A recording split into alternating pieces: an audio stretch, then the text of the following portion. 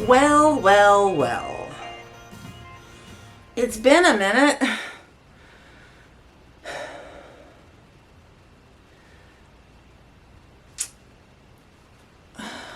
God, I look so sickly. Anywho, the lighting in my office, that's where I am. I'm in my office. I'm in the process of redoing my office, tearing things out, putting things back. I'll do a little video and pan around and so you can see at some point. But yeah, the lighting in here, I have a ring light on, which makes me look like a corpse.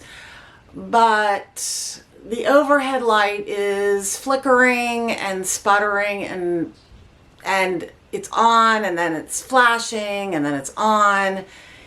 And that is the story of my life in the podcast world. If you've been a viewer for a little while, you know that the bane of my existence when I'm podcasting is the lighting, the sound, the everything. I mean, I can't ever get it right. So it is what it is. If you're here to connect with me and check up on me and see how things are, then you expect all of this, I would assume.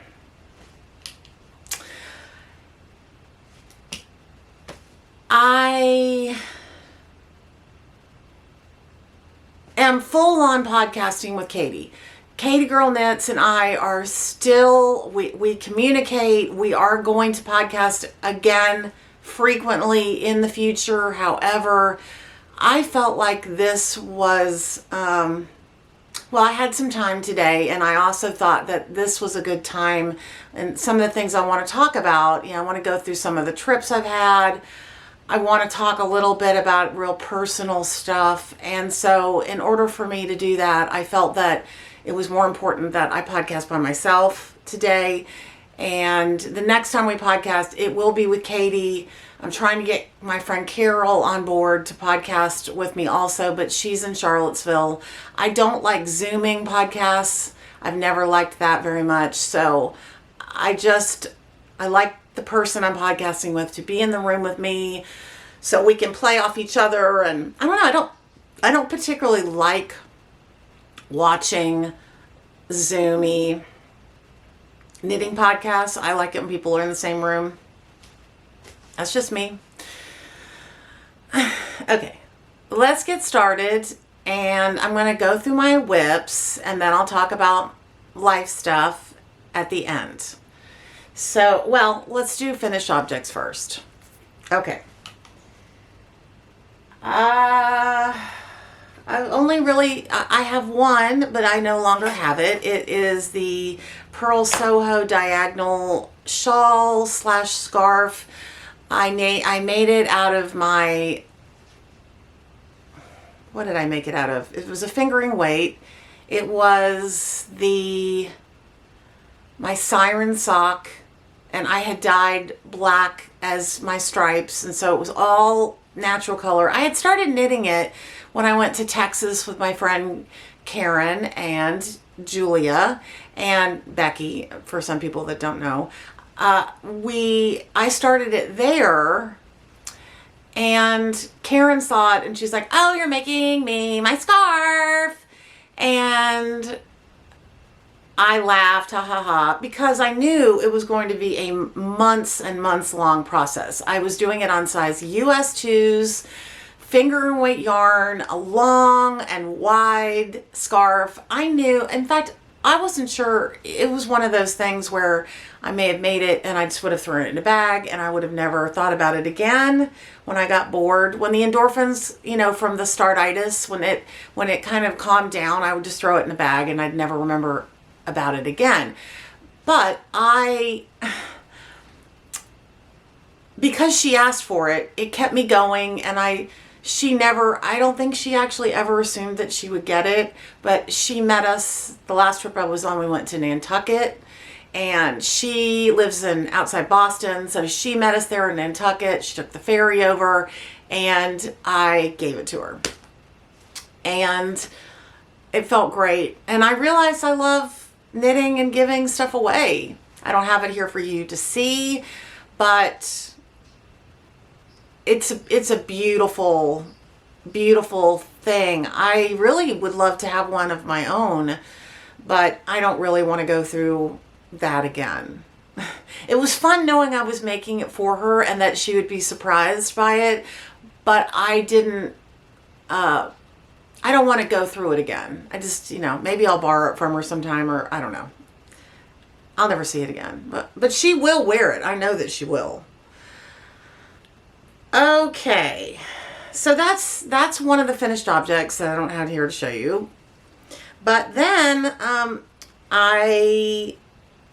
before we went to Nantucket, I got Lyme disease, and I was in bed almost for the entire month of May. Was violently ill. I'm going to talk about that at the end, but the Skein yarn shop, who I adore, those gals, Lori and Justine. Justine has her own separate podcast, which is great, if you want to go into more details with her specific projects. But Lori and Justine sent me and this is covered in cat hair, I apologize, but they sent me the Woolens and Nosh, a little Advent skein from Christmas, this past Christmas. They knew I wasn't feeling well, and so they sent me this, which was so sweet. And I felt like I needed to knit these, and so I did. And on one sock, this was my first sock, so I am doing these on size US 1s, and I did magic loop, and I started at one end, so it started with those colors. I did the entire 24 days. These were, you did a stripe a day. It was during Christmas. You did a stripe a day, and you had a mini skein that was gray.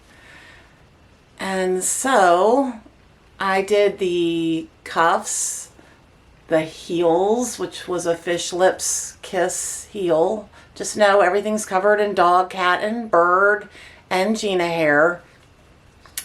And the toe, I Kitchenered the toe. I did 64 stitches, and since I've never been able to, and I'm having a hot flash right now, so you will think that I'm now covered in glossy sweat, because that's what's happening right now.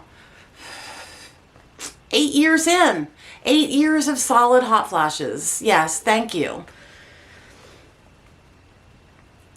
I have figured out that it's a losing battle for me. I will never be able to eliminate the ladders that go down on either side of my socks as long as I do it in magic loop. And magic loop is my preferred method because of the longer needle.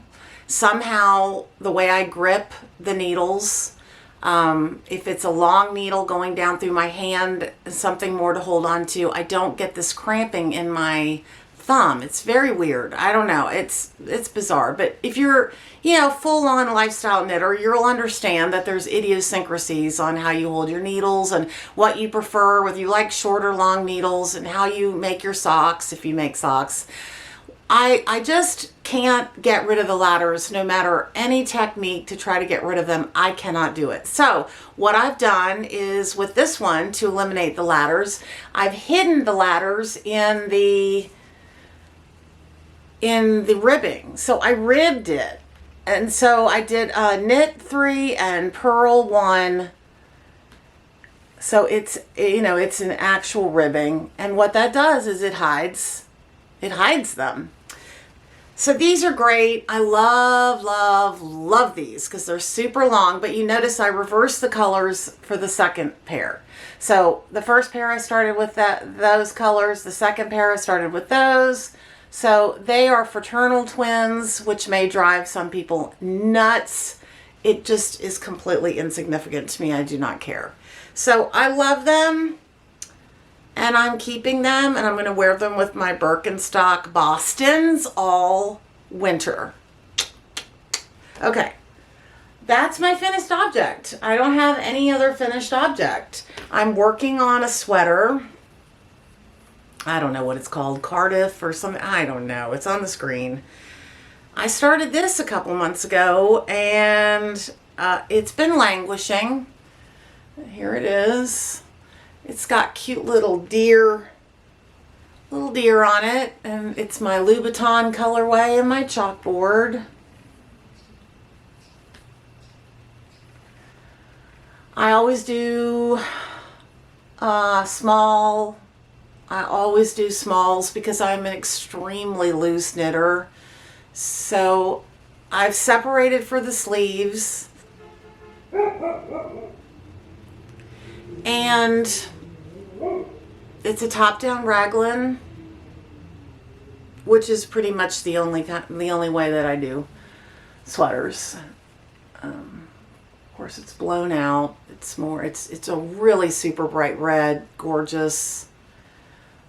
Anyway, I will wear this with jeans all winter long if I can get this done, and I know I can. I don't. Sorry, buddy's barking. Something's going on outside. I don't know what it is, but anyway. What needle size am I using? Let's see.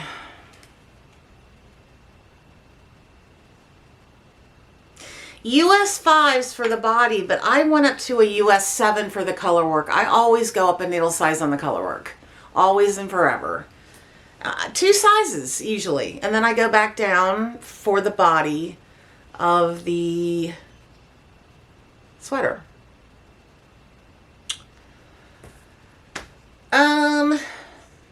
I am knitting this new, we have a mini set, like we do mini sets, my hand-dyed yarn company, in case you aren't familiar. And we did a new one for summer. This is summer 2024, and I just wanted to do something mindless.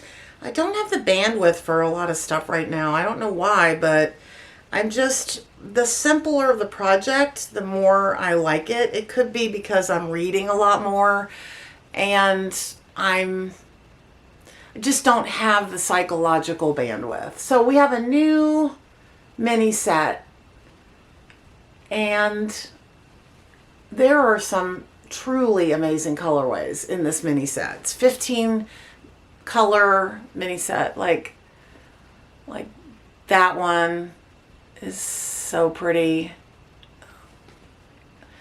And look at this one. Again, colors are richer in person because of the ring light.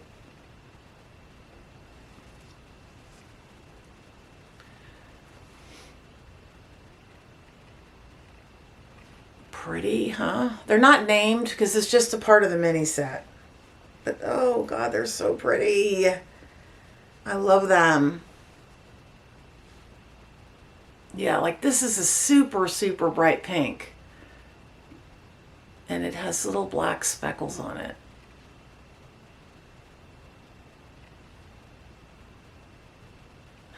And then, I mean, even this yellow is just completely to die for. DYE, no pun intended. I mean pun intended, that's what I mean. Like, there's just such, this little orange. Love it. I mean, even the orange is just stunning. Not on camera it isn't though, but it is in person. Well, never mind. Okay, so we have those. We have these in stock, ready to ship. We made a ton of these because we sell them. We sell them and people love them, whether they do a whole project with them or not. You know, they just love them. So I started doing this scarf from Purl Soho. I think it's a color. It's called Purl color or something. No, and I'm doing it. And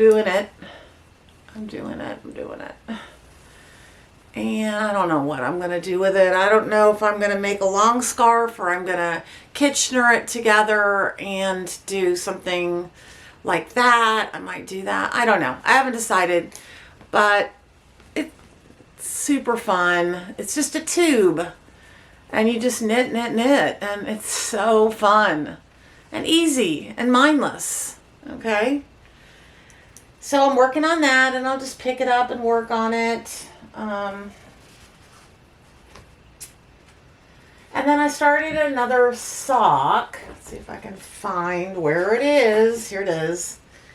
And this is another thing about this podcast. If you've been following along, you know that I don't really adhere to any format. I had this Reia Perfect, and I started working on that. Now, one thing that I will say, this Perfect is way more thin than, say, the Woolens and Nosh one is. And the problem with that is even US ones are too big, as in they're too see-through and they're just too loose. So I had to go down to a 0. And I'm using these little 9-inch circulars, and my hands are cramping so bad. I mean, my pinkies in particular, because I think how I hold it, because I don't have that long needle that sort of I can wrap this pinky around, it's cramping up. It's cramping. It sort of catches the yarn, and it's hanging out. You see what's happening? And I get these terrible cramps in my fingers. So I'm not enjoying this. I don't like it, you know, and they're still, to me, too loose. 64 stitches. And I put my phone, my watch, on airplane mode, and it still rang. What is that all about? Anyway, there's still 64 stitches isn't on the US one. They're still actually see-through. Like, I can see through them, and that's not good. So I don't have any zeros. And frankly, I'm like, zeros might not even be small enough. I might have to go to double zeros or triple zeros. There is such a thing. There's quadruple zeros. I just can't do that. Or I won't do it. It's not fun. So I like a plumper fingering weight, frankly, almost to the, you know, on the verge of DK. That's my preference. Okay, that's it. That's all the projects I have going that are active. Like, I have hundreds of whips, but those are the active things that I'm currently working on. Let's see. We're dyeing up. I can show you some things we're dyeing up, but I will show you a gift that I got from my friend, and you know who you are. She's a pretty private person. I don't think she wants me to name her, but she's a good egg. I send her yarn like as a gift, and she'll knit stuff up in it and send it back to me. She'll finish projects for me. I've never met her in person, but we just, you know, kind of connected, and we like each other. And she got my Bowie 25. I sent it to her. And I believe that Tuscany is that right? No, this was my zebra colorway, but she made me a pair of DK socks. She double stranded the Bowie, and she made me a pair of socks, like boot socks, or to wear around the house or whatever. And they are just scrumptious and beautiful. So you're a good egg. Thank you. Yeah, they're just incredible. They are really incredible. I don't know the details. I assume it was 64 stitches or something. Looks like she did a twisted rib on the top there, and then knit, and then that looks like a heel flap and gusset types heel, and then I'm sure she kitchenered. So thank you. Mwah. Okay, so what are we doing in the dye studio? We're kind of, I would say, we're kind of on summer break. We're not really, you know, my girls are, oh, my foot. My girls are traveling and going off to college. There's a lot of transition. And so I kind of, you know, I'm traveling a lot, and I haven't been doing a whole we haven't been doing a whole lot in the dye studio, but what we have been doing is we've been dyeing scarves, which you've seen my hand dyed scarves, and these need to be ironed, so they look a lot better when they're ironed. But we are dyeing these just stunning 100% mulberry silk scarves, and you can, you know, you can put them on your head, you can wear them as a headband, you can put them on your knitting bag, you can wear them around your neck. You just do it diagonally, and you've got this really great, I'll show you. But we're now selling to clothing stores. We have accounts, I mean, like high-end upscale clothing stores that buy our scarves now, wholesale. So we are having a blast, because it's, you know, normally we've dealt with, you know, we don't have a lot of wholesale accounts in the yarn, just because I just can't afford to do it, really. I don't really make any money, but I can make some money on these scarves selling them wholesale. And so we branched out into clothing stores, and we have some clothing stores now that I'll send them a box of them, and they pick what they want, and they send back what they don't want, and then I invoice them. And it's kind of fun being in more of the fashion world as opposed to just the yarn world, you know. It's sort of nice. But we're making, you know, all kinds of color. I mean, look, it's like like the inside of an iris. We just have them in just a million colors, and they're really hard to replicate. So like when I do sell them to the clothing stores, I let them pick out what they want, but I can't do anything like, you know, here's a line sheet, pick which colorways you want and how many you want of each. We can't do that, because they look different every time we put them in the pot. You know, dyes break apart. Like, that's what, like, you can put one color on there and it will break apart into all of those colors, because, you know, besides the primary colors, in order to make some of those other colors, they're combining other colors. So we're just having a blast. Look at that.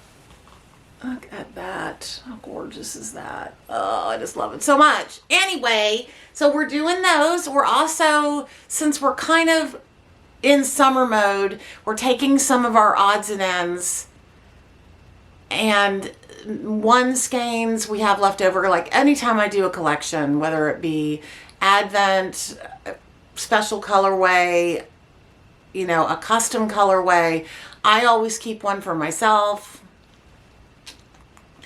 And so sometimes we'll go through, and I'll go through and take them out, and then we'll cake them up, and then we make magic cakes out of them. So like, here's a DK magic cake. This is 15 different colors. These are all like basically one of a kind colorways. They've been attached with magic knots, and we just made a few and put them on the website just now, so you guys could go and get them if you wanted. But we just keep making these. This is another DK.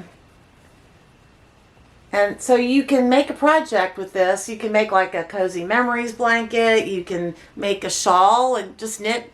You know, you don't even have to. This is a fingering weight one. So this is, I believe, 20 different colorways. We just decided we'd make it all blue because it was pretty. But if you really get in there, they're all uniquely different. They're really, oh, they're just so pretty.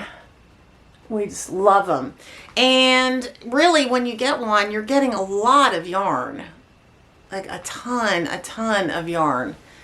And so you can do all those crochet blankets, and you don't have to, you know, use your own stash. You just knit right from it. So that's good. We even made some out of the sexy slub that we have. I pulled the slub yarn, and we went ahead and we made one with the slub. How fun is that? How gorgeous. The sweater, or knit this with like a solid color mohair. I mean, like a cream colored mohair, and just knit a sweater with it. I just think that would just be incredible. So I just made 2 of these. So we have 2 of these just now, right now, if you go. Hurry, hurry. I don't know when you're watching this, but.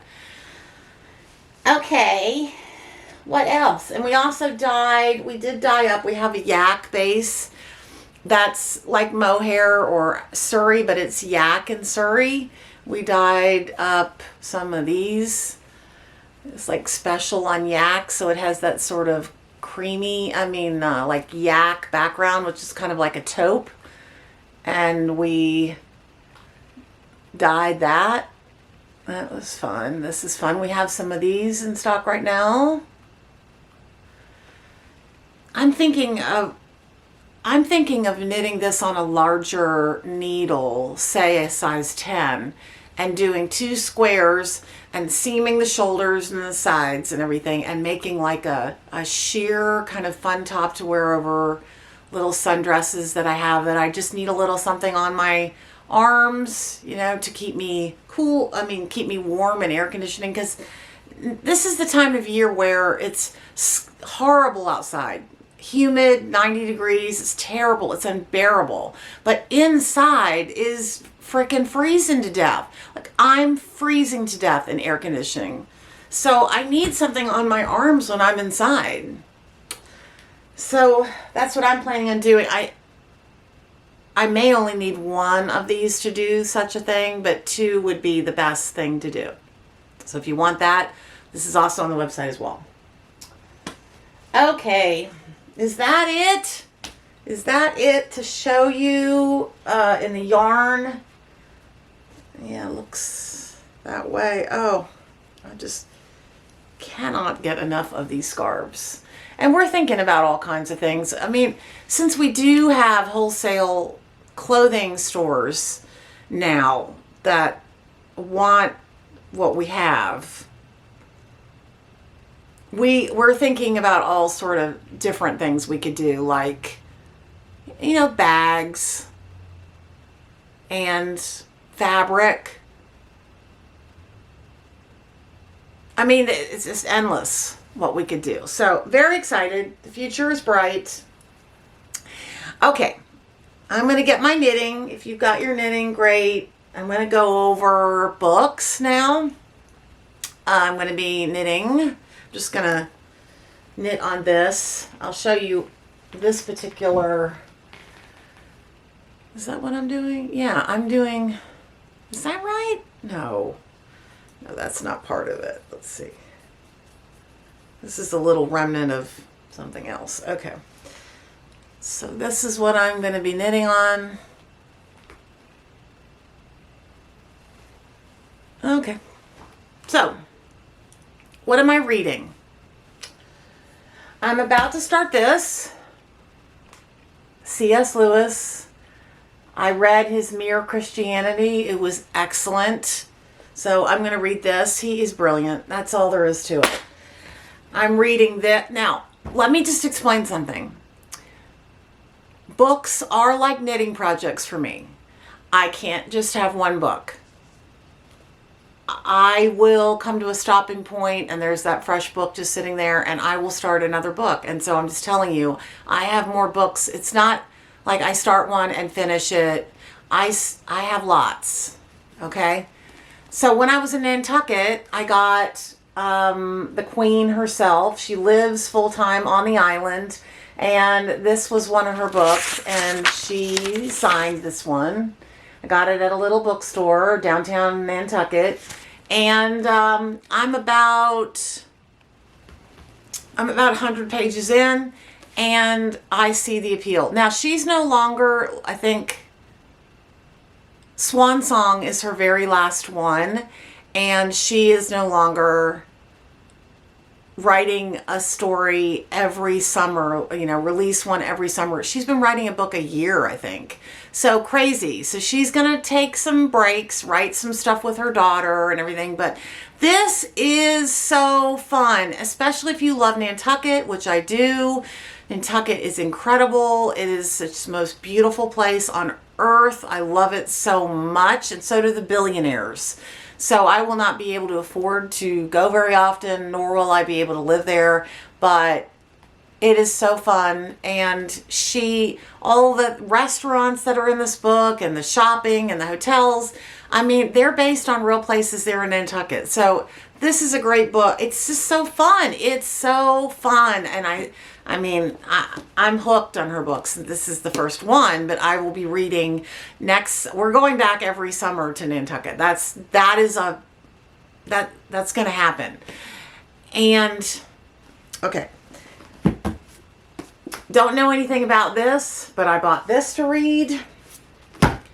I bought this to read. These are all the summer books that I plan on reading. This, I love Franz Kafka. I mean, a lot of times his books go nowhere. Honestly, nowhere. But they're still intriguing and interesting to read, so I'm going to read that. Don't know anything about this. Liked the cover. I am one of those people that I judge a book by its cover. I started this in Texas, and I still have about a quarter left to go. This is a sweet and interesting sort of fiction of Mary Magdalene's life. It was really interesting. It's really interesting. I'm enjoying it. I could get it done. I was reading this, and I hate this book. It's beautifully written, but honest to God, it is just too painful. It's not like it's a documentary. I mean, it's not like it's a real story, a true story. It is just full of one trauma after another. So I'm at the age now where I just don't want to feel bad. You know what I mean? I don't want to feel bad. I don't want to feel bad unnecessarily. This is the craziest damn book I've ever started to read. I mean, this book is so weird. Okay?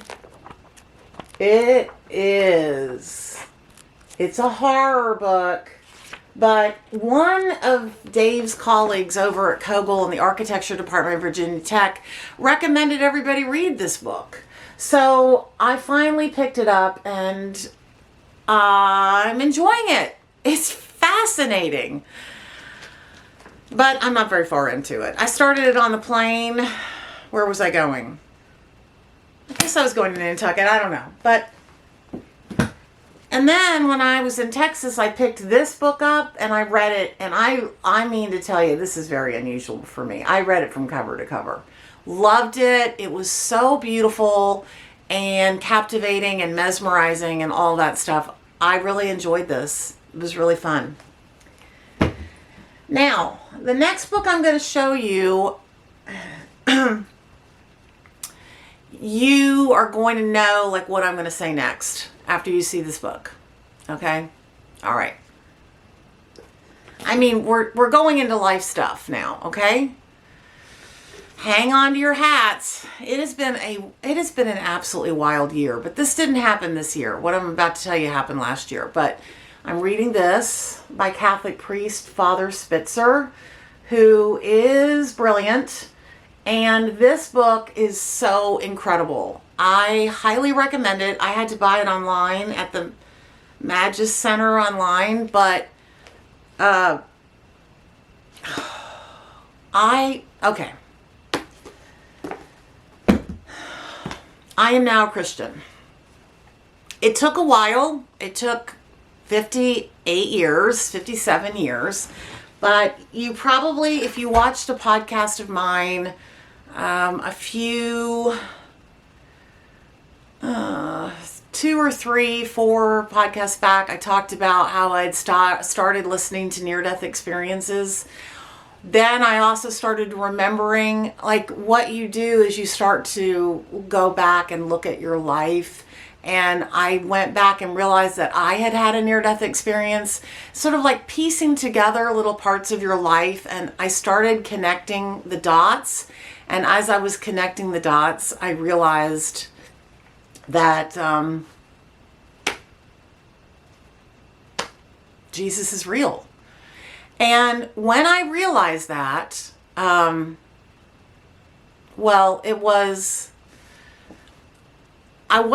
was extremely happy about it, obviously, because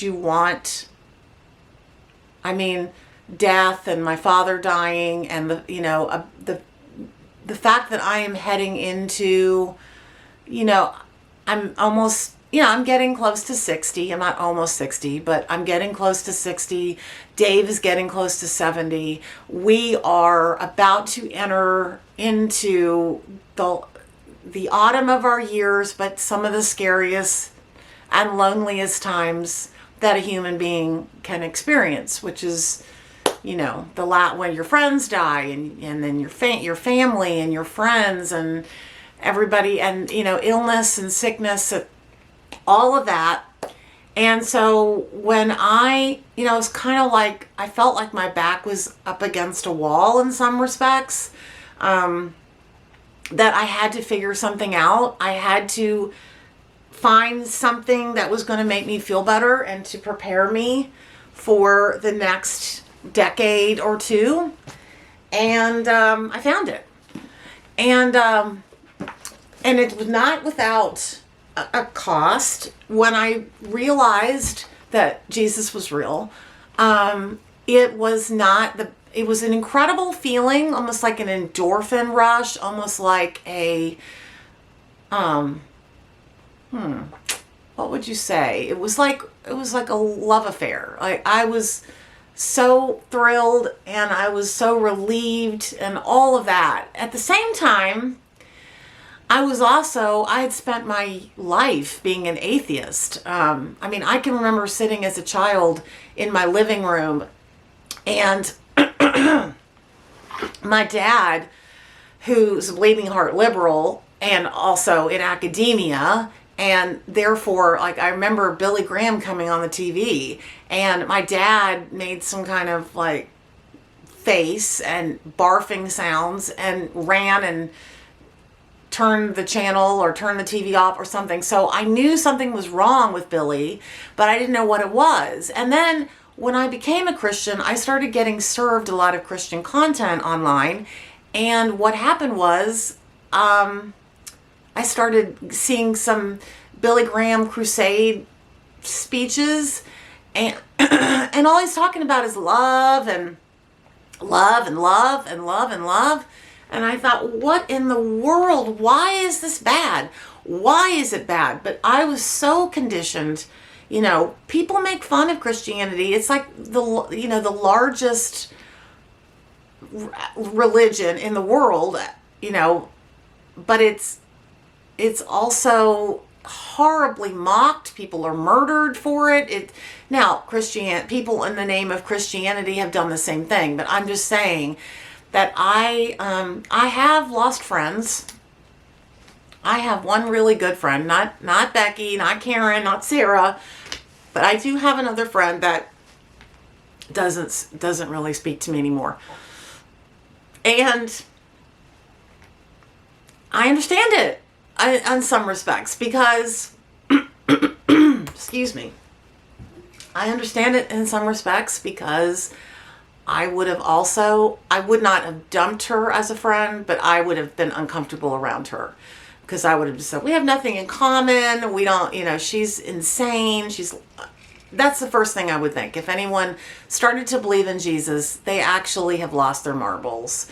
And there were many times where I thought maybe I had lost my marbles. And the jury is still out that I've lost my marbles. However,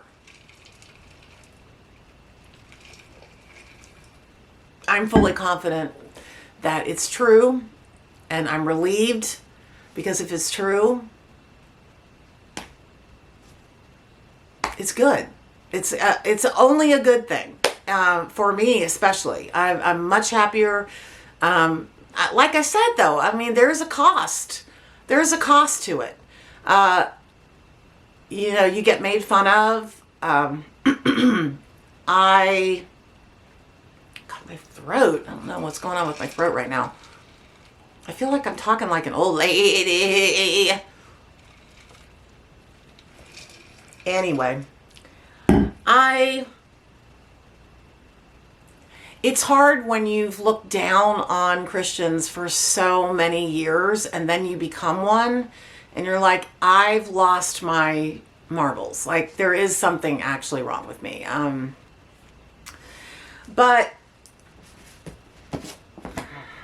okay, well, it is what it is. This is the case. Now, have I found a church? No. I still have a lot of bad associations with church. I didn't get abused or anything, but I never felt comfortable in church ever. I never have, and I still don't. Like, even I'm going to different churches in Blacksburg, and I still don't feel comfortable there. I don't trust that that it's not like dark, evil people in there hiding. I can't. I don't know. I have a lot of my own issues about it. My family is accepting, but they're not, they're not going along with me. Dave might be getting there. I don't know. I listen to Bishop Barron a lot. I like the Catholic priests, the very, very intelligent Catholic priests, but do I want to go to Catholic church? No. Do I think that there are a bunch of great people? No.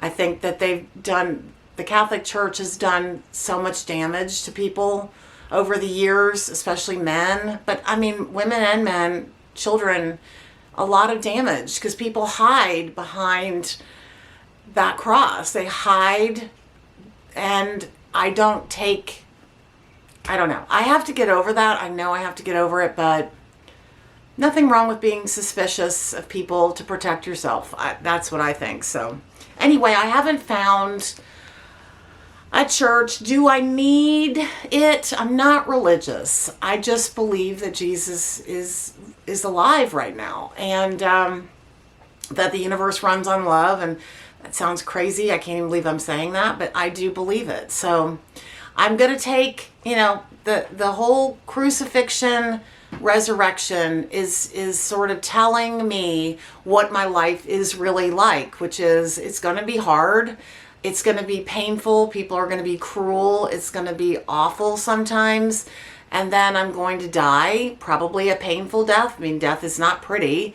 But then my spirit may live on after. Like, maybe there's a lot of lessons there, but lessons on how to treat people.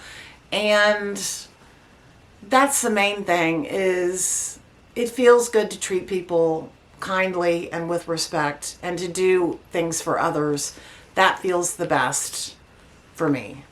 So I'm on a journey. We'll see where it takes me, but it's really fun in a lot of ways. It's really intriguing. It's really fascinating. I'm enjoying it. And I'm sure I'm going to get a lot of people unfollowing me and disliking this video. But I've had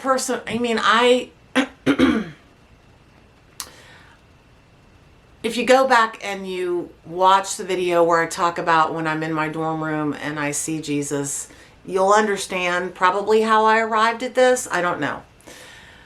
Maybe I don't know how I arrived at this. I'm not sure, but I'm here. So, I went to Texas this year. I'm going to do, instead of me really describing the trips in detail, I'm not going to do that. I'm just going to put some footage at the end of this video and you can watch it and you can get a sense of, I'm going to start let's see, I think I went to New York with Ben in January. And then I went to Texas with Karen and Becky. And then I went to Nantucket with my family. And we still have maybe one more trip in us this summer. I'm not really sure where we're going to go. Part of me wants to go to God, I don't know what's wrong with my throat right now. The devil's got my throat. We may go to Virginia Beach and do like a blue collar beach trip. Or I might go to Minneapolis with the kids and see Dave's daughter Robin, who I haven't seen in years. She's a DJ in Minneapolis. She's really fun, and I would love for her and the kids to have more contact with each other. I mean, she's their half sister. She's almost 40 years old, but I still think, I know Marcella particularly wants to see her again and hang out with her and see what she does and hang out with her. So we might be doing that instead of Virginia Beach. I'm not sure, but let me know down in the comments section what you're doing this summer and what you're knitting on, and what do you think about everything? I mean, no, I'm not thinking about politics. I can't think about politics. And just because I became a Christian doesn't mean I like one particular candidate over another, by the way. I'm more discerning than that. So, okay, so I hope to hear from you down below in the comment box. I've missed you, and I will link some of the kits that we have available.